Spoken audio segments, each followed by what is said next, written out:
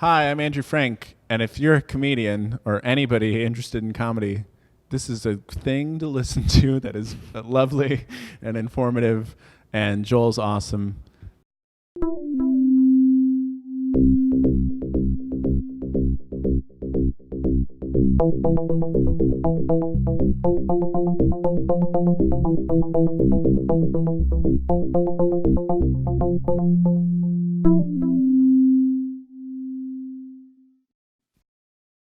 Hot breath. Oh, hold on real quick. That is for you. An official hot breath water bottle. You're That's official. great. Yeah. You now have your own hot breath water. That's great. It's Fontis water, the coolest water for the hottest podcast. Blue Ridge Mountain spring water from Georgia. Very nice. So this is it? Like it actually started? This is the podcast? No, but it started. Yes. Okay. Hello. I'm about to do your intro. Okay, great. And then we're gonna kick this off. Cool. Are you nervous? No. You excited? Yeah, I'm excited. Okay, good. Yeah. Yeah, you just won a round of World Series of Comedy, so I feel like you're gonna be in a good place. Yeah, I'm in a good mood. That's great. Yes. All right. Here we go. Hot Breath of Verse. Welcome back to the Hot Breath Podcast, your weekly guide to comedy mastery. I am your host, comedian Joel Byars. Did I just sit? Let me scoot around a little bit. I didn't like me sitting in front of I like the tree in the middle, between the palm tree. But then I just probably for Jerry's interview, I was probably sitting lopsided. And guess how much it matters? 0. No one's going to be like, oh, great interview, but the host was sitting right in front of that tree and it just ruined it for me. Or the host interrupted his intro to reframe the shot. So, this is the Hot Breath Podcast, your weekly guide to comedy mastery. I am your host, comedian Joel Byars, and today's guest, hot brethren and sisterin. This is a cat I met here in St. Louis at the World Series of Comedy.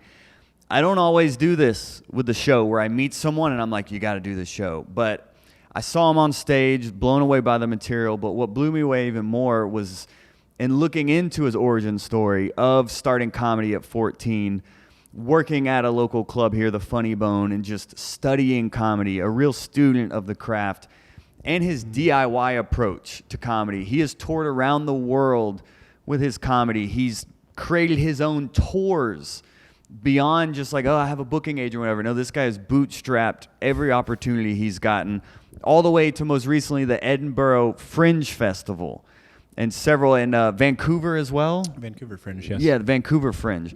So this is a comedian who his work ethic you're going to learn a lot about and how you can create your own success. But also we went around the St. Louis scene here where he started, and then he went to Chicago and now lives in Seattle. But in seeing how the community of St. Louis reacted in seeing him, even we went to an open mic and it was a full list. He didn't do a spot, but he vouched for me to get up and do a spot. That just shows in the comedy world the respect that this cat has in comedy. So there's a lot to learn from the craft side, but also in just how to be a comedian that people actually want to work with. So with all that being said, welcome to the Hot Breath of Verse. Andrew Frank, everyone. Thank you, Andrew Joel. Frank. Thanks for, high five. You made it. Yeah, thanks, man. Thanks for having me. I'm so excited about this because in us hanging out randomly, we randomly did a show in Chicago a few years ago. Yeah. We randomly run into each other here, and you're like, yo, we did a show at Hamburger Mary's. You know that? I think it's like a drag bar. Yeah, I think they do, so. like, I don't know what the PC term is, but great, we have someone walk in to hear me say that. Triggered, sorry. But long story short, we do a random show together. Now we randomly run into each other.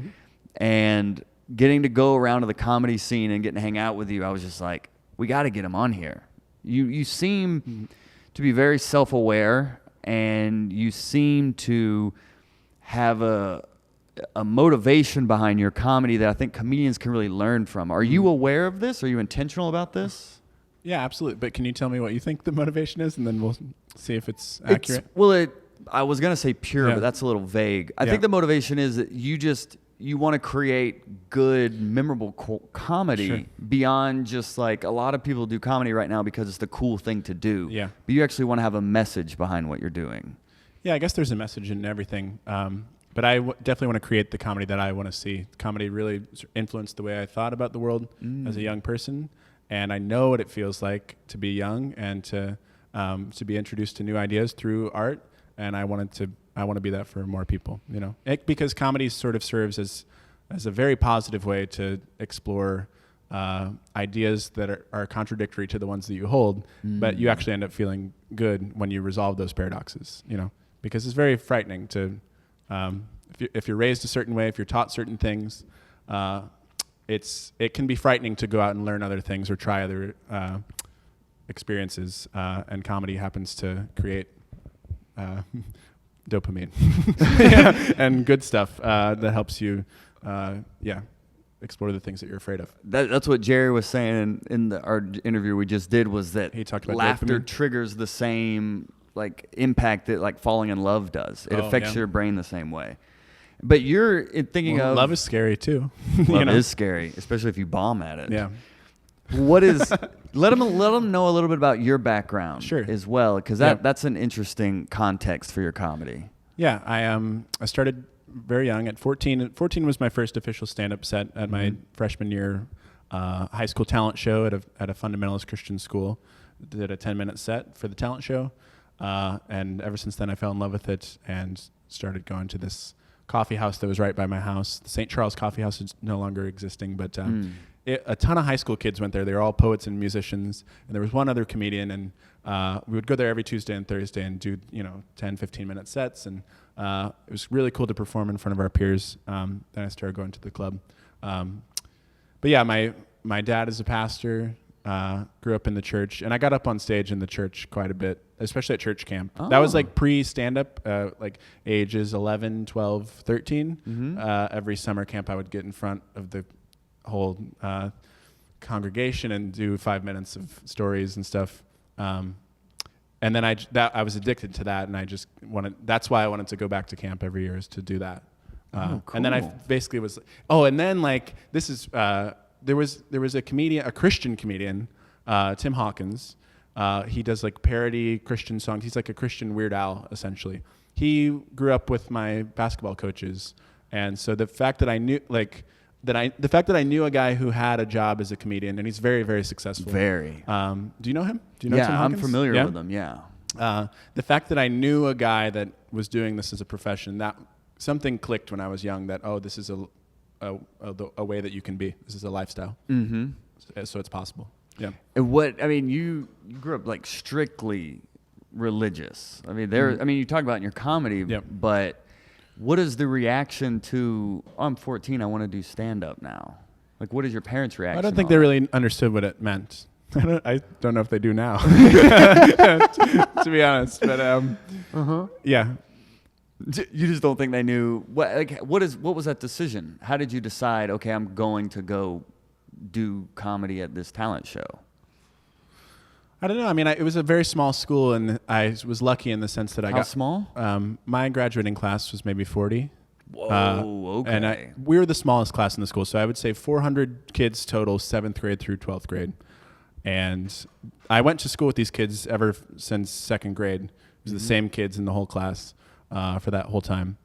And so it was a very small school, so I was able to do everything. I was able to do sports and theater, and so I don't know. The talent show was happening, and I really wanted to do it. So, and the year before, I had done an impression of our soccer coach, Hannibal Najjar. He was from Trinidad and Tobago, so I went up on stage and did a 10-minute routine of him in 8th grade, and then I decided I would rather speak from my perspective than to do a character. Do you remember like your first jokes? Yeah. Anything worth repeating here? No. Was it all religion based because you're in the There's school? a lot about the school. My mom was the guidance counselor at the school. Oh, the plot thickens. So yeah, there's always been like a little bit of a rebellion against authority, but everyone like, I would make fun of the structure of the school, and everyone knew my mom, so I could make fun of my mom, and same with my dad at my church.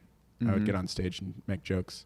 So Yeah, it puts you in a unique position when your parents are authority figures for other kids. Yeah. You know what I mean? Yeah. I mean, in middle school, my stepdad was the principal. Oh yeah. I mean, it's the worst. Yeah. It's terrible. My wife's mom was the counselor of her high school as well. So I understand that dynamic and what it's like to be a teenager, but then your parent is like an authority figure around your friends. Yeah. It's annoying.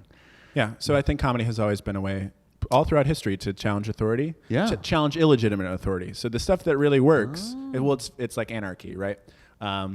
If something is unnecessary and you point to it through a joke, the cracks become evident, right?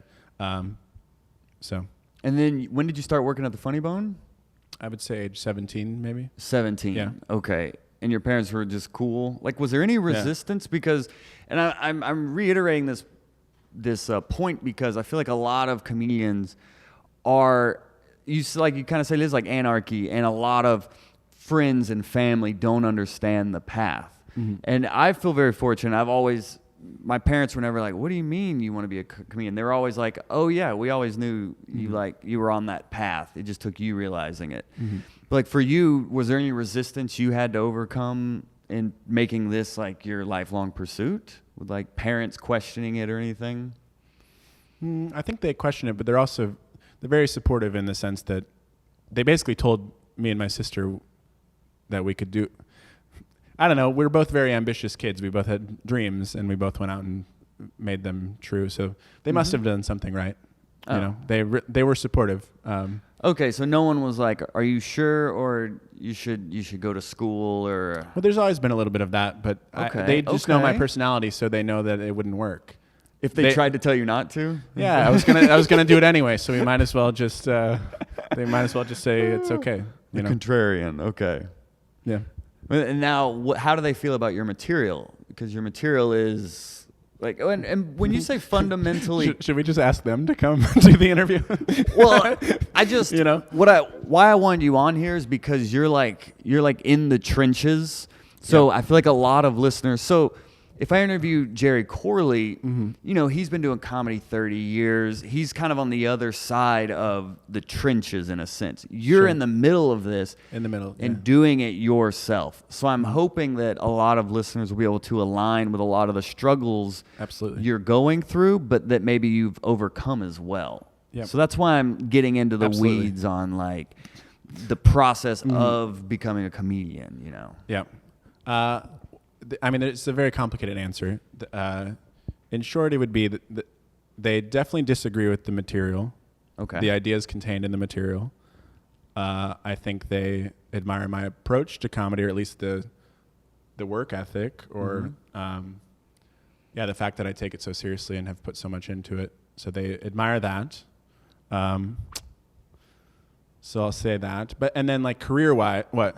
No, nothing. Career-wise, I think it would, just thinking from their position, it would be very hard to be a parent and to have your child have a life path that is this ambiguous. So there's some objective, tangible things about the progression of a comedy career, but it's not nearly as laid out as a lot of other careers and a lot of other work. You know, there isn't like a surefire plan of steps that you can do and it's so open ended. That's what I love about art, is that it's like you can keep growing and keep your definition of success and all these things continues to evolve. But it may be hard for someone else to understand who's not in it, you know, and doesn't see the work on a daily basis, you know. Yeah. So. Are you cool with your parents? Are you cool with your parents? It almost sounds like you're like, I'll say that and then move on. Like, are you guys on speaking terms? Yeah, we speak. Yeah, but there's I'd like to speak better, but there's kind of a rift right now because you're pursuing comedy. I don't know. It could be a lot of things. And you're not alone. And like, I'm not trying to make you corner you right now. I actually didn't. It's just an interesting path we're starting to lead down. I didn't intend to, but you're not alone in. If we're going to use comedy as the backdrop of like, this is what I love, this is what I was born to do, and like the people that I love and respect aren't can't seem to like jive with this, if that Sure. makes sense. So Yeah. is that kind of where you are? You're 26, you said, right? Yeah. So is that kind of the kind of crux you're in right It's now? a good summary. Yeah. Okay. But there's a lot of time and a lot of life to live. So I think my parents and I will both learn how to more effectively communicate who we are and the way we see the world. Yeah, it's interesting. I mean, like, I'm not even doing this for a bit. I think there's a big difference between the way my parents and I interpret art, where it's like they have a literal interpretation of the Bible, right? Whereas I see the Bible as the work of people over millennia constructing myths collectively, and there's so much rich meaning and truth in them, just like any artistic endeavor. So I view it artistically, but they view it literally. So yeah, I do think there's different levels of interpretive skills where they could see my act and not really know how to interpret it, because yeah. Does that make sense? Kind of. So did they come to a show and then we're like, oh, dear. They're like excited our son's pursuing comedy, and then because he's been doing it at camp and all this, and then they're like, oh, but he's talking about very contrarian approaches to how you were raised, Yeah, they've come, but we've never had any in-depth discussions about the content of the the material. It's almost just like a silent understanding. Yeah. Yeah. Oh, I see. Yeah. Okay. Yeah, it's what I look for when I watch a comedian is like, how much am I learning about this comedian? Mm-hmm. Like, what are they doing material that no one else could do? And when I saw you do your set, I was like, wow, he only did 7 minutes, and I learned so much, not only about where you come from, but your mindset, your philosophical approach to life, and I think so. How long have you been doing comedy? Like, you did it first time 14, but how long would you say you've actually been like grinding at it? I mean, yeah, ever since that first one. Ever since 14, you were on stage a lot. Yeah. Oh, okay. Because I went to that coffee house and was doing, two 15-minute sets a week from age 14 on. Oh, that's so great. it definitely has increased over the years, but it's like 12 years, really. Yeah, 12 years. Wow. Okay. So well, that makes a little more sense that you've been sharpening the sword to be able to say so much about yourself, your beliefs, and also your personal life in a 7-minute set. I was like, that's where at 9.5 years into comedy, I want to be doing more things like that. Sure. What was your process to getting that self-revealing on stage, if you will? Well, I think I was always like that in person. I guess comedy was always the way I revealed things about myself to my friends and the people around me. It's just a good way to figure out okay, I may have some subversive or contrarian thoughts to the community I was raised in, and so a joke is a good way to figure out, oh, do the other people also think this, and is it okay? And so I got very good at that and very interested in that, because comedy reveals some things that we may not explicitly say aloud. Yeah. But are you cool with your sister? Is she cool? She's cool with comedy and all that? Yeah. And what does she do? She's a teacher. Because you said you both found your passions and pursue it. Yes. So that's cool, and you're like a teacher on stage as well. But is that is intentional? You being kind of like you're saying funny things, but you're also like, I want them to leave with something. Sure. Well, I think that's just a matter of sort of intellectual responsibility, where if you're going to be on a stage, if you're going to be talking into a microphone in front of a bunch of people, you better have some good things to say. Do you know what I mean? You're up there. So that's what I definitely desire when I go see things, when I go see a film, when I see a book, or when I see a book, when I look at a book. I definitely I'm interested in the ideas. So, and stand-up's this really cool thing because it's, you're in charge of yourself, and so you can layer the act as much as you possibly want with the ideas that you think are important and funny. So I try to put those all together to see what they do to people's brains. How do you put your jokes together? They're very complex. Where do they start and how do they evolve? I I guess it just starts with one observation, and then you make connections between things. So you see one little thing that's funny, and then it's sort of like thematically connected to things. Or one thing I love to do is juxtapose information that isn't traditionally related, and then you find a way to put it together. So you sort of ram ideas together, because the imagination and all of life is connected. So that you can always find some way to connect something that's happening in the world, or something that you're thinking. It's just a matter of recreating the steps to connect them. And that's often that's, I don't know. The brain delights in that when we put things together. How do you find the connections? What's your process? Do you sit down and like make lists, or when you see two things, see that juxtaposition? Now, what next? What's the next step? Well, then you bring it to the stage and you see what makes people laugh, and then I sort of like, it's kind of like the scientific method where you try to recreate results, right? So it's an experiment each time, and then like you figure out which variables stay constant, and they're always going to fluctuate a little bit, but you find exactly like where people connect the dots. You find out where you get responses, and then you're able to build upon those responses, and you can reiterate what made them laugh the first time. You say things in a different way, or you like, once you find the entry point, then you can multiply the laughs based on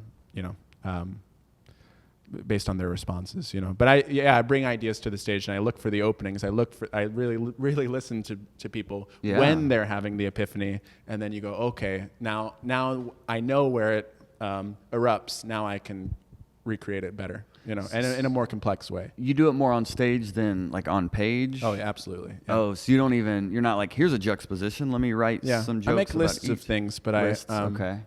And sometimes I'll write long form, but because stand-up is a verbal art form, I try to have loose ideas that I bring to the stage, and then through repetition, then I can write them down.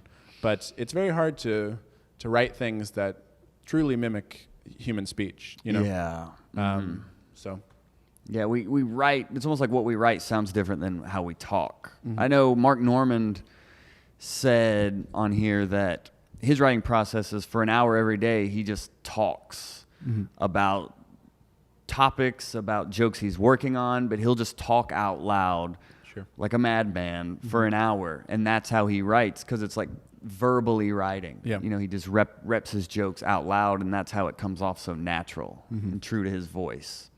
Absolutely. Yeah. And it's very hard when you're sitting with a piece of paper, no matter how much you've been on stage, it's very hard to have that a truly accurate hypothetical crowd in your head. Really helps to have the social pressure of presenting these ideas in front of people. It kicks it into gear. You got to figure out what you're trying to say, how to say it. Being observed is a huge part of creativity for me. Being observed. Yeah. What do you mean by that? That you have all that there's all of this going on inside of you, and I guess it's just that attention sort of provokes what's inside of you, and you find a way to get it out to people, or it's like it's a desire to convey what's really in here, which you can't really do alone. You need to be seen. You need to be understood. I don't know. You do? Yeah, you're doing great, man. But that's it. Yeah. Yeah. Okay. So. What? No, you're like driving home on a point, and then you're like, yeah, but I don't know. That's how I feel about a lot of things. Really? Yeah. Unless you're on stage, then you're like sure, because you're in complete control. Yeah. Well, like if you get a laugh on something, like, okay, well this thing has been confirmed or reaffirmed. Something you thought about reality, something you thought about yourself, or whatever is being confirmed, and that feels good. But when you're thinking about things, when you're talking about things with people, there's much more doubt for me. It's a much more open-ended thing. Well, I really do say I don't know about a lot of things, because I'll put it out there and I'll go, yeah, but I don't know. You'll say it with affirmation, but I don't really know. Yeah, I don't know. What is maybe your most epic bomb? Like, I can imagine you have like your comedy is very high concept, and I would imagine starting here in St. Louis and then traveling around. There has to have been a show that like it just everybody was no, or it's probably a lot. It's a lot. I could pick many. Is there one? Well, it's funny. Like when I starting in Missouri, there's just driving around over all these years. Like I can pass almost every exit on the highway and go like, oh, had a bad show over there. Like all these towns, you know, that did their little one night of comedy, and I came in, and So, that's great. But I mean, I suppose the worst was probably this place called Sullivan, Missouri. Okay. It was Pirates Place was the name of the venue. They were doing comedy for a little bit. I came in to feature, and people were upset. But then the guy who was booking it didn't really understand how anything worked, and then he booked me to headline like 2 months later. So then I come back and do twice as long, and then walked a lot of the crowd. But one woman in particular, she stood up and she said, "I rebuke you, Satan," to me. She rebuked me. So yeah. How long into your set? Yeah, maybe 20 minutes. Yeah. Out of a headlining set? Yeah. So like you had to do 45, and yeah, I did the 45. Less than halfway through, a lady stands up and goes, "I rebuke you, Satan." Satan. Yeah. Do you remember the joke that triggered it? Yeah. Yeah. People are coming in. Is that Satan coming in right now? What? So you finished the set though? I finished the set. Yeah, I always finish the set. Although one set I wasn't able to finish. It was the day after Trump got elected. It was November 9th, 2016, Dodge City, Kansas. I got kicked off of a stage by the owner of the bar. I was doing a 30-minute set. He threw me off at like minute 28. Oh, because you're making like Trump jokes? No Trump jokes. No. Just like it's all like religion. Yeah, it was science, religion, philosophy, some stuff about the military-industrial complex. When the lady says, "I rebuke you, Satan," what is your retort? Well, I don't know. I mean, it really caught me off guard. I mean, I guess I just laughed at it. I continued. I understand her position. I really do. And then I, wrote a joke about it later, but not in the moment. No.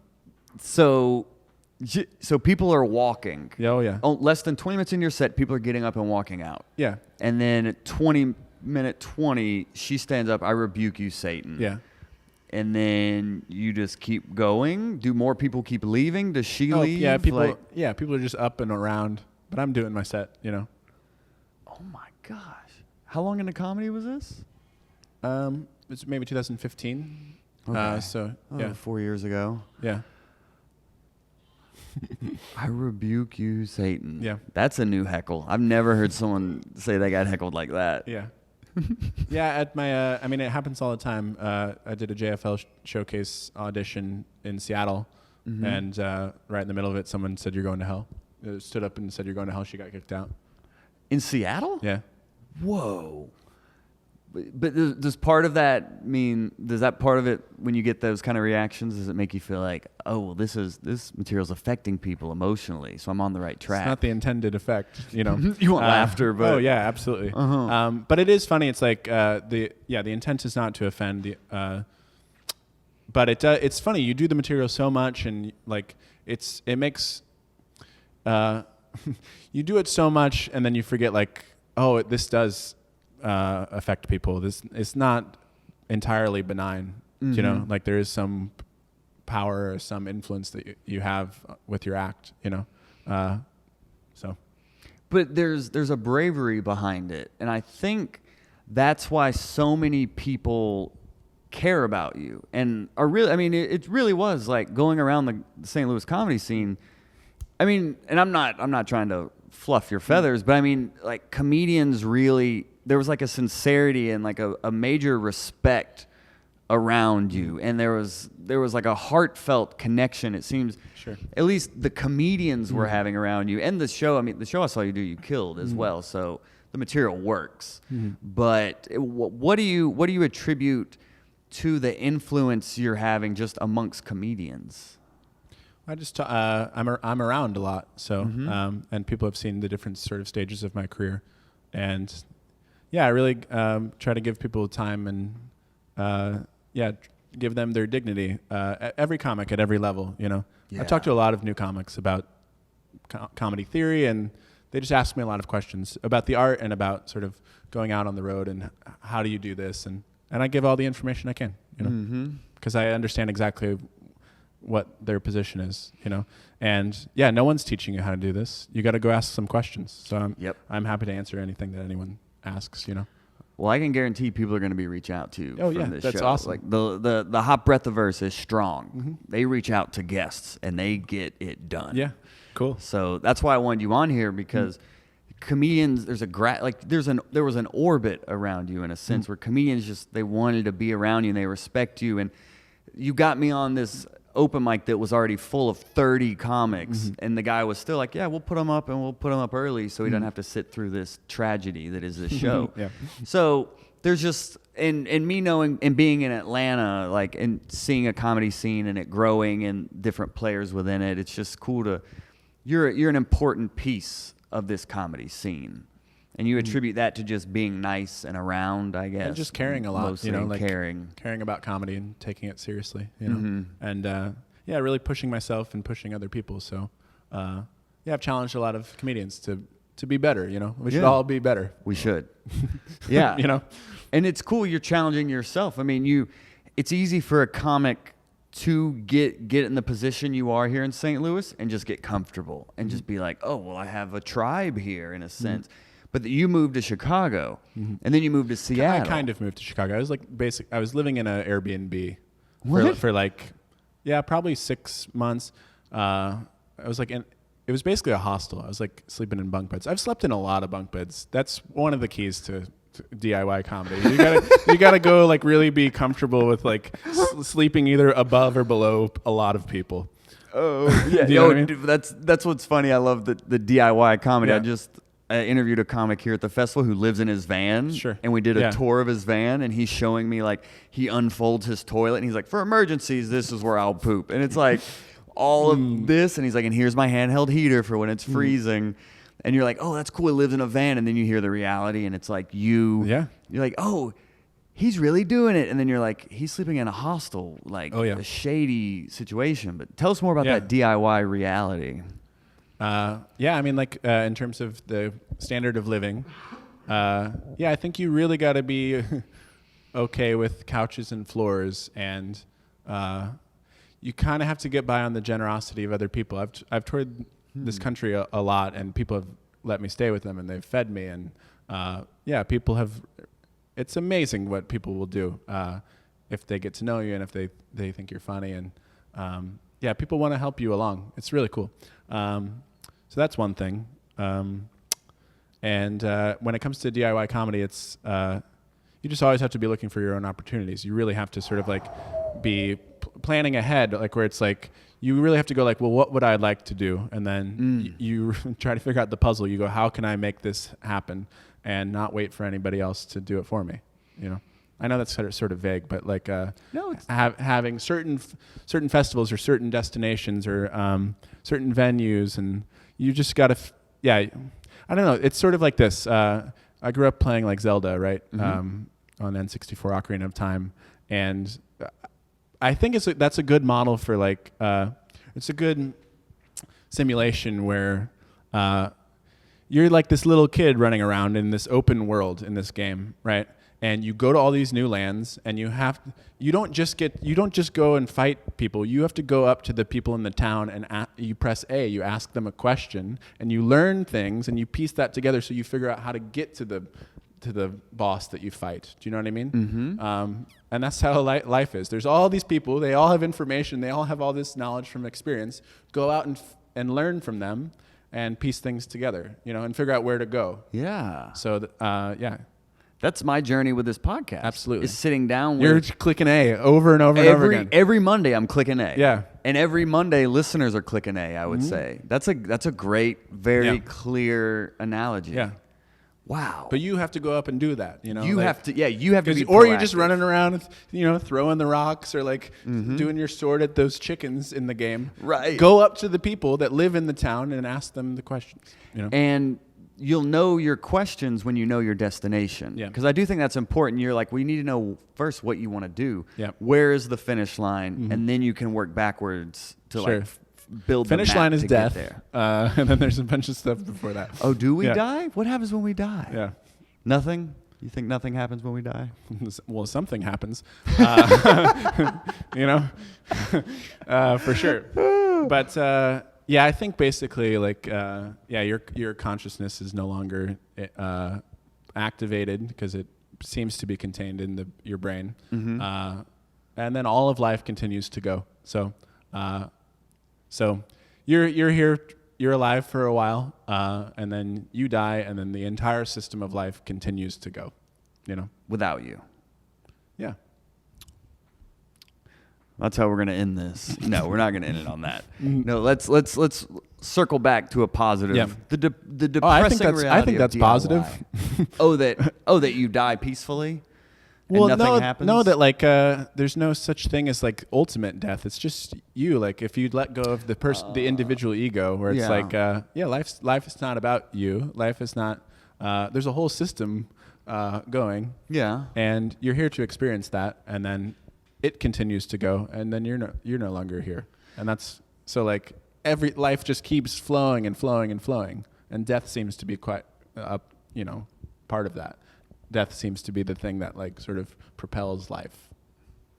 But it's the balance. It's the yin to the yang. But a more positive death sounds like being in the clouds eating marshmallows with angels. Sounds more positive than life goes on without you. I disagree. Yeah. You don't like marshmallows? I think it's. I don't think it's negative at all that the universe continues to evolve and continues to make life. It inspires you to make the most of your opportunity as well, though. Yeah. So if you're like, this is my shot, it's like, well, no one else is going to give me a shot. Let me create my own shot like you're doing. Mm-hmm. And a lot of that you said is asking questions. It is learning. So even making the decision, because I've had people reach out to me. I had a guy recently reach out to me from New Jersey who was like, I'm trying to decide if I want to move to New York or Atlanta to pursue their comedy in a more serious like fashion. So you moving to Chicago, being a vagrant of some sort, I guess. What was that decision? Why did you decide to do that? I just thought there were more opportunities there. There's all for comedy. All for comedy, yeah. Okay. Really, almost everything I've done in my life has been for comedy. Yeah. Yep. That's the reality of comedy right there. But it's because I love it. It's informed by love, right? Mm-hmm. So it's not just comedy. It's sort of the experience of love. But I moved there for comedy. There's so much going on there. So many great comedians, and I learned a lot and got a lot better. And then decided to go to the Pacific Northwest because I really enjoyed it up there. But we got to meet each other. Yeah, we did meet each other. If you didn't go to Chicago, we wouldn't be here right now. Well, we would. Yeah, I guess we wouldn't have met each other. Yeah, and then we wouldn't have randomly seen each other here and been like, "Hey, Chicago." Yeah, and you want to go do this open mic? I was like, "Yeah." Yeah. So it would have never happened. Mm-hmm. Maybe I like you more than you like me. Maybe that's what's happening. I like you. Yeah. What? I don't know. I was like, it was cool, and you're like, yeah. But you got to do it, We don't just let anyone on this show, Andrew. This is I looked at the list today, and you got a good list. And now you're on it. Yeah. So I listened to Joe List's episode. Yeah, you looked at the list and then picked Joe List. I did. Yeah. Yeah, he's a good egg, as they say. Yeah. So you moved to Chicago, and then, like we said, Seattle. Why did you leave Chicago to Seattle? What was the plan behind that? Well, I had been up there for the Seattle International Comedy Competition in 2017, and I just really enjoyed the scene there. I liked the nature. I really wanted to be in a city that stimulated me. the environment and stimulated me. So being in a major metropolis is hard for my mental health. So being around a bunch of trees, being able to, I mean, I live in Green Lake in Seattle, so it's 0.2 miles to the club. So I walk to the club, and 0.2 miles from there is Ravenna Park, which is like you can hike, and it's like this awesome valley, is huge trees, and then there's a giant lake right by my place. So yeah, to have both enough of a population to support the arts, and then to also have nature, to be surrounded by water, to be surrounded by trees, was very important to me, and to be close to Canada. I really enjoy performing in Canada. Oh, so okay. yeah. It just seems like as a comedian, it seems most comedians would be like, okay, I moved to this bigger city to get better. Now it's time for LA or New York. But you decided, no, I went to Seattle because I like the environment. Sure. Well, I'm going to be traveling anywhere. Like, basically the way I do things is I'll live somewhere for half the year and I travel the rest of the year. So I've been away from Seattle for the last 3 months. I went, yeah. So. Yeah, where all did you go? Well, I started in Seattle. I went to Fargo, went to Chicago, Pittsburgh, Washington, D.C., New York City, London, Edinburgh, Glasgow, and then St. Louis, Vancouver, Springfield. Now I'm back. And then one more week at Springfield, then I go back to Seattle. Yeah. And you booked all of this? Mm-hmm. How? Because I just booked my first tour here in October, and I'm going through the Southeast, and like every date is really thanks to a listener. Like every date I booked was people who are fans of the podcast. So how were you able to book such a long run of shows like that? Well, 2 of the major stretches were Fringe festivals. 25 shows in Edinburgh for the whole month of August. That was that Fringe, and then Vancouver was 10 shows. And you send a video to these festivals to apply? They offer you a venue and a time slot, and then you sort of sort it out from there. The other shows were just, I don't know, like everything sort of snowballs. If you really travel around enough, if you really do enough shows, if you're getting on stage all the time and you keep doing festivals and keep going to clubs, keep doing contests and stuff, you just end up meeting so many people in so many different places. And you can either reach out to them, or like I would say 70% of the time people reach out to me and say like, hey, when are you going to be around? And and then you just piece together the puzzle. You know, once you have a couple things on a calendar, then now you just look at a map and you figure it out from there, you know? Yeah. And that's what you probably did with your tour. You figured out a couple cities, and then you're like, okay, what's around here? Exactly. And that's the beauty of, we're in a real comedy boom right now. Every city, every town that has some people has a scene going on, has regular shows. And yeah, if you're nice enough, and if you have enough of a resume and you got a good video and people know who you are, then you can hop on shows, you know. And just being a nice person. Yeah. Like you said, first off, just being generous, being caring, and being someone people want to work with. Sure. You know, offer you a show. And the other thing is just sort of like over the years, it's funny, people always ask me like, you know, how do you start working at clubs in other cities? And it's a long game, right? But it really is the same way that you get in your local scene. It's just greater distances. So like, you just you get in your car and you go to these places. You find the right times to go, and you keep returning to them year after year after year after year. And they see your growth, they see your improvement, and then you get some work. But it's the same thing with it. You just have to keep going. You don't just show up someplace once and then they give everything to you. You have to build a relationship with venues and bookers and your peers. Like this festival, right? There's 200 comics here, and all of these people have information or may book you on something. So it's good to make other comics laugh and to be doing comedy that has some integrity to it that other comics respect, you know, because then you get to be on their shows, you know. And thinking of, I think it's important for comics to really remember, is you said keep going back to these cities, but also keep progressing as well. So keep developing, keep getting stronger. Sure. Keep putting the work on stage as much as you are off stage. Absolutely. Yeah. Yeah. It's important. Yeah. Because it really, you grow so much in comedy, even just in a year, right? The difference you can, if you really put in the work, people are going to notice. They may not notice as much in your local scene because they see you all the time, right? Right. But if you go back to a club and you haven't been there in a year and they see what you're doing now, it's very cool. So Yeah, I was just recently in Chattanooga at the Comedy Catch for the second time, and someone saw me there the first time, and then I saw me there the second time, and they like sent me an email about how much I had like developed in just the 6 or 7 months since I was there last, and that was really that was probably my first experience of like, oh, okay, because I can get insulated in Atlanta, and I'm getting out more clearly with this tour, and I'm planning one in the Midwest now for next month, but it's like when you get out, you can. I think leaving your scene is healthy because then you do start to see your comedy in a different way, and you start to see how other people are doing comedy. You know, right? Because I know we get on stage independently, but your scene, you're all sort of like learning the language of comedy together, and you may be learning to speak the same way, to think the same way, and you got to get out there on your own and see what other people are doing. And yeah, I think just that's like sort of the hero's journey of it all. Like when you go to another place and you come back, like, and you spend real time alone. This is a major part of stand-up. You gotta spend those hours alone, getting to and from places. You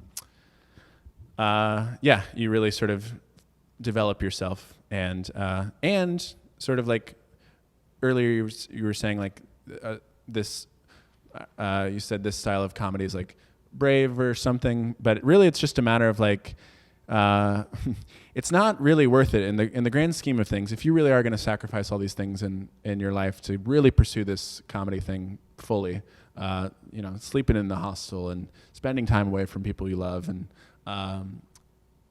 make it matter. Like create something that really means something to you, and don't pander, and don't do it just for the crowd, because they don't get in the car with you and drive to the next place. They don't. Do you know what I mean? Like you got to live with yourself, and you got to do something that you're proud of. Yeah. Because and the worst case scenario is, and everyone learns this over the years, but like if you do what you think they want, and you pander, and it still doesn't work, then you've sold yourself for nothing, you know? And now you got to drive 10 hours back to, from Dodge City, Kansas, and you're like, why did I do that? So to create something that you're proud of, something that you want to present to people, and that So where are you at now? So you're 12 years in. You've done all these tours. You just went to, Edinburgh. What is it? Edinburgh. Edinburgh Fringe Festival. It's the biggest arts festival in the world. Yeah, that's what I'm saying. Like that's like a mecca. That's a destination. Yes. So there's many levels to it. So I started at the bottom level of it, and I could keep going back for a lifetime and continue to climb. Yes. But like you said, in getting in with the scene, you just got to show up first. Yep. And maybe it's like a guest spot. And then the next time you may be hosting or whatever. But in Edinburgh, you were doing an hour every night for 30 days, right? 25 days. For 25 days.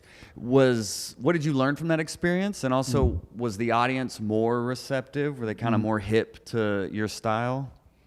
They were very good crowds. I learned a lot. I think basically through that repetition, you just really start to understand the nuances of your material, and you really sort of develop that skill of, doing the same jokes every night and doing them in a way that feels alive. Like doing, really.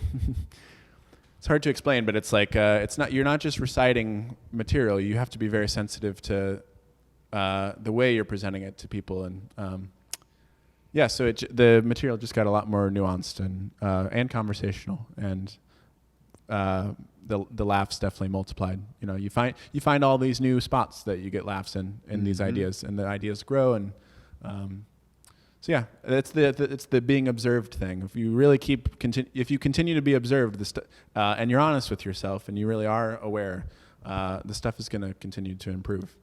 You had referenced earlier knowing where you want to be and then kind of working backwards. So what are you working towards now? Where do you want to be? I would like to continue to tour. Like, really ideally, I would do an American tour, a Canadian tour, Europe tour and an Australian tour every year. I would like to do that. I'm close to that. I did Europe, America, Canada this year. So, and the people that ran the venue in Edinburgh, which I knew this ahead of time, it's all part of a plan. They run things at the Adelaide Fringe Festival, the Melbourne International Comedy Festival, and the Perth Festival. So I would like to spend 3 months in Australia next year, or the year after that. Probably not next year, to be honest. I would like to write another act, to be honest. I would like to wait until I have another hour or something like that. But I would like to. That's one thing, and just continuing to up the quality of the venues and the opportunities. So, JFL is something that I would like soon. There's many steps to that too. So I got the first showcase, first audition for that in January when I moved up to Seattle, and then I think you just got to keep like, so now they have an impression of me. You keep doing it year after year, and hopefully show them your growth. So that's one thing. Yeah, but really, I just want the material to get better. I want to be a better comedian and perform in new and better places, and see where that takes me. Are these fringe festivals more like kind of one-man showy as opposed to like a stand-up? Like, is the hour you're building, like you said, you want a new hour before you go to Australia? Like, is the hour almost like it has like a story arc more than just like, here's a set with some exactly jokes? What I would do in a club. It's exactly my act. Oh, okay, cool. And it's jokes the whole time for an hour. But thematically, it is.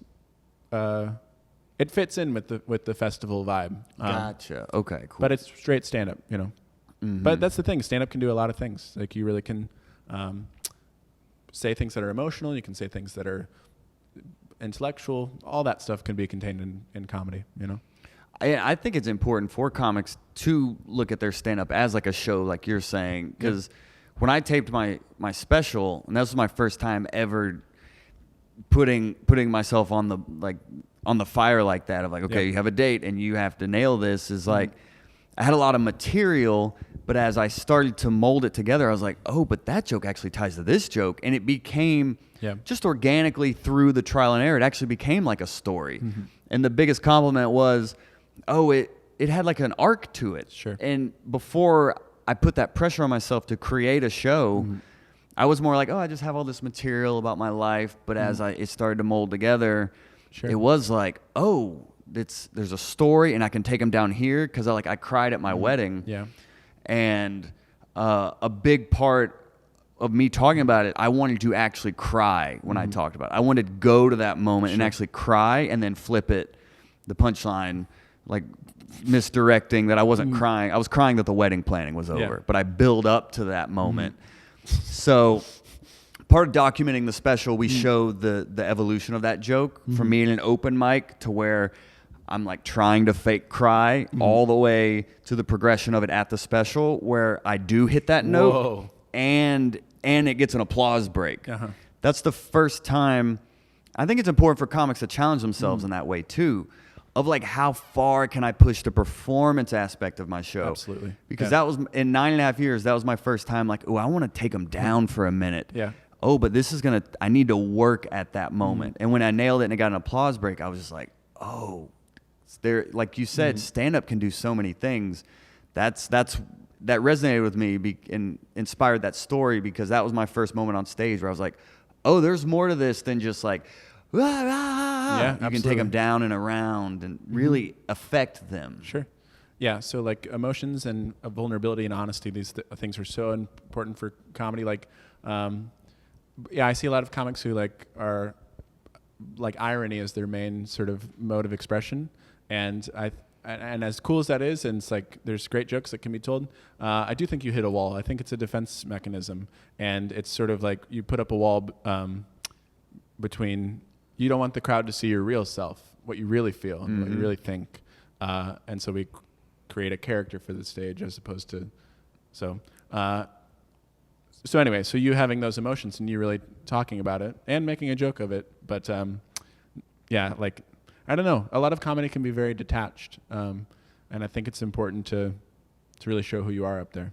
Agreed. And I always try to put my material through the filter of could someone else say this and it'd be just as funny? You know, like, how can I make this material uniquely mine? And that takes time. You know, I'm 9.5 years in, you're 12 years. So this all takes time, and listeners need to understand that. But I think the sooner you can make that your intent with your comedy, the sooner you're going to start to see that progress and start making that connection with an audience to where it is, I rebuke you, Satan, or they're coming up after, like telling you, not just saying you were funny, but like telling you what was funny and why and how it affected them. That's changed my whole approach to comedy. Absolutely. When people started coming up after and really like explaining how they were affected, as opposed to, you were funny. I don't remember anything you said, but you were funny. Yeah, I'm like, I do think in stand-up, like if you tour enough, you're in a lot of new places, and you don't really stay for very long. So, and you want deep human connection, right? So there is something. It's very intentional. The act that I present, it's an hour. Like Edinburgh was so nice because all these people sort of came up and were already like an hour into a conversation, and they know who I am and what I think about the world, and then they tell me their ideas and they tell me their experiences with these things, and it sort of encourages this type of conversation and this type of connection that is very hard to create. So I think like that's been a very life-sustaining thing. Is like you go on stage and you connect with people in a certain way, and then like the quality of the conversation and what people are willing to tell you about themselves afterwards is much higher after you've shared about yourself, you know, because everyone sort of hides a bunch of stuff, you know. Yeah, of course. The fact that someone would know that they're safe and that they won't be judged, and that they can talk to another person about things that they've thought about or experienced, it's very cool, you know. Yeah. So you end up making some really, really close friends and have all these awesome relationships in a very short amount of time when you're on the road, you know. And then you go back and you continue to see those people. So do you collect these people's emails, or do you do anything to stay in touch with them even when you're not there? Like, what's the kind of the business behind the tour in a sense? You know what I mean? Like, it's cool to go on tour, but like, how do you live? Because like, I mean, for instance, you know, I mean, a recent experience I was in, like when I travel, I mean, even here, you know, I just baked a bunch of sweet potatoes and boiled eggs. I was in Birmingham recently. The fridge was too cold. The eggs were frozen. I'm sitting here eating crunchy eggs in a hotel alone. So like, what is your experience with the reality of that DIY approach? Like, yeah, I'm doing it. And then sometimes you're like, oh, I'm doing it. Have you eaten anything weird? Or? Oh, of course, yeah. Yeah. I ate haggis in Edinburgh. Do you know what haggis is? I've heard the word. It's like sheep intestines. Oh, okay. But that's like a delicacy there. I guess so. Yeah. It's not like Vienna sausages. Yeah. It's not that depressing, I guess. But I don't know. Like, I eat a lot of weird things. Just on the road, though. You know what I mean? Like, just to get by and... Yeah, it's all like a game, you know? It's all a game. Keep yourself alive and keep telling jokes. It's all a game. Yeah. It's a fun game, though. Yeah. You know? When you really have something that you love and really something that's motivating you, it makes everything a lot easier, you know? Any sort of thing that you, like, any obstacle or any sort of, I don't know, your car breaks down or, like, you know, you don't have a place to stay or all these things, like, it's all like these are just sort of like obstacles that are, I don't know, you just figure it out. Like I sort of like the challenge of it all. I like I like the survival aspect of it, you know. Yeah, life finds a way. Yeah, as Jeff Goldblum said in Jurassic Park. And I get like it makes it a lot easier if you love people, you know. And, because then they'll, you know, it'll all be all right. It makes when you're doing what you love, it makes all the work worth it too. So it's like if you are having to sleep in your car because you couldn't find a place, it is like, I would rather be doing this than waking up to go to a cubicle tomorrow. Sure. You know. Yeah, I think like sort of owning your own like labor is it's something I really think is important, and not everybody can do it. And it does take a long time to get to that point, but. To have a skill that belongs to you and that you can, it contributes value to other people, and you can, to own your own labor is very important to me. Whew. Dude, this has been maybe the fastest an interview's gone. We're at an hour. Okay. This has probably been the fastest episode has flown by because like I usually, have like a whole list. Sure. I have this whole page of research and like I like private investigate my guests almost to the point of like I know like what hospital they were born in, but like I met you like yesterday and we're chilling at this open mic afterwards and I was just like talking to you for all these hours. I was like, dude, you should do that. You should be doing that. You should do the podcast. We should have been doing it this whole time. Like there's something about you. So it compelled me to do this. And I think I learned a lot from this experience and just, I didn't have all these talking points. So it challenged me to listen more intently. So it allowed me to be more in the moment and just react more. And I feel like I'm going to carry that forward. And I don't know why I felt compelled to tell you that right now, as if you've changed. Well, I'm glad you me. feel that way. Yeah. Yeah. I don't know. We should all be getting the best out of each other. That's a good point. And when you're finding the best in yourself, there must be some sort of unseen connection that inspires you to do the same. Because I don't know what. Just ran into you, and then we go to these open mics, and I'm like, this guy's amazing. He needs to be on here. Yeah. How? What is the sauce? So I appreciate you taking the time to do this. Thanks for having me. Yeah, it's been very fun. This is one of those moments in comedy that that I think is like it's one of those tipping points of like, okay, there's like a new chapter to start writing. What's the new chapter? The self-made approach, I think, and like you said, creating that connection and owning your labor, like. Up till now, really, it's been more of just like, I just want to get good at stand-up and then just be on stage and just be cool or what, to a degree, but actually thinking of the further impact you can have with your comedy and just what you can do on your own. And on your own, I mean putting in the work and labor, but you can't create a tour alone, being... loving people. Yeah, you always need other people. Yes. Have you ever seen Inside Llewyn Davis, the Coen Brother movie? Yes. It's one of my favorite movies, and one of the main sort of lessons that, like, Llewyn is, this traveling, he's a folk musician in Greenwich Village in the 60s, and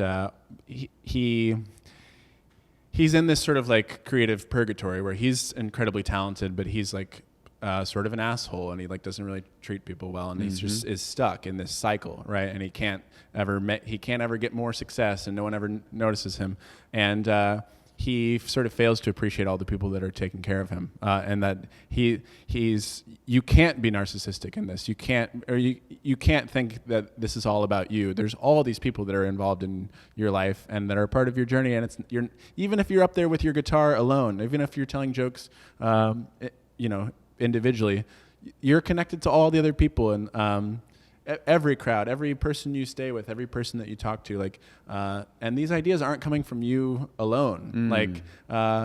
You went to a school and you had a family, and like you have all these friends and all these people. So yeah, we should all try to be as like sort of original and creative as we can be, but let's be honest here. We're all influencing each other and all sharing knowledge and experience with each other. So to really appreciate that and to be grateful for the other people in your life, and to know that they've created you just as much as you've created yourself. Yeah, especially your parents. Yeah. That do create you. Yeah. See how we came full circle there? Yeah. Yeah. So you've been so generous with information and insight. Before we get out of here, is there anything else you want the world to know, or you want comedians' advice, or is there anything else you want to leave us with? I don't know. No. No? Great. I guess not. Okay. You've said a lot. Yeah. I always just... Are you pleased with it? Oh, I love this. Okay. Oh, this Good. has been one of my favorite episodes, for sure. Done almost 200 interviews. Yeah. This is one of my favorites. So I learned a lot from you, and I know the listeners did, but I always close the interviews by asking the guest, is there anything else they want the world to know? And some people just say no, and some people then add another 20-minute diatribe, So. Well, I'm sort of under the... I'm sort of in the camp where it's like, whoever wants to know stuff, they're going to go like curiosity is the thing that should inform it. So we can tell each other things, but ultimately the sort of the question and the search has to come from you. Do you know what I mean? So does that make sense? Like, so yeah, you can't really like tell people things. They sort of have to want to know. Boom. Right? Mic drop. So whatever you want to know, go figure it out. Go and don't think you just get to figure it out like instantaneously. It's a long thing. It's a process. Yeah. And it's work, but it's worth it. Yeah. So please let the Hot Breathiverse know where they can connect with you and support you. And like you said, you like answering questions. Yeah, I love it. Yeah. How can they connect with you? You could email me directly, andrewfrankcomedy@gmail.com. I have a personal Facebook page. Wait, hold on a second. Yeah, you're good. We want to reset that. Okay, that's fine. No, I mean, we're going to leave it in, but I want to make sure they hear how they can connect with you. Yeah, andrewfrankcomedy@gmail.com is my email. I answer all my emails. I have a personal Facebook page, Andrew Frank. I have a fan page, but I don't really do anything on it, so I just sort of speak to people more directly. So people can add me there. And my website is andrewfrankcomedy.com. I have a bunch of stuff on YouTube as well. I have an hour that I filmed here in St. Louis in 2016. It's just on YouTube. It's called Andrew Frank Macrocosm. Great name. Yeah. I filmed that when I was 23. It's good. The stuff is better now, but it's up there. And then there's a bunch of showcase videos and stuff. So yeah, you can find me there, and you could look at my schedule and just see me live somewhere, and we'll talk. You know. Yes. Awesome. Hey, Andrew Frank, thanks for being on Hot Breath, my man. Thanks for having me. Yeah, appreciate it. Yeah. Did you have fun? I had a lot of fun. Yeah. Would you mind looking into the camera and tell people why they should listen to Hot Breath? Why they should? Yeah, let them know who you are and why they should listen to Hot Breath.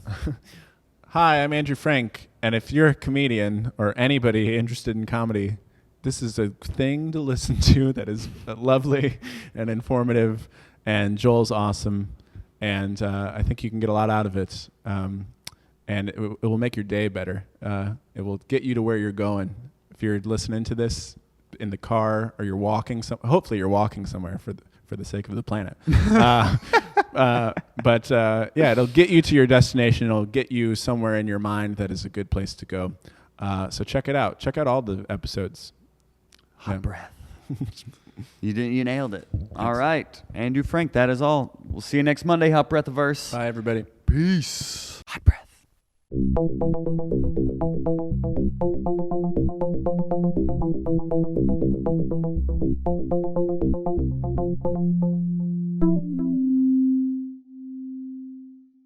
Hot Breath.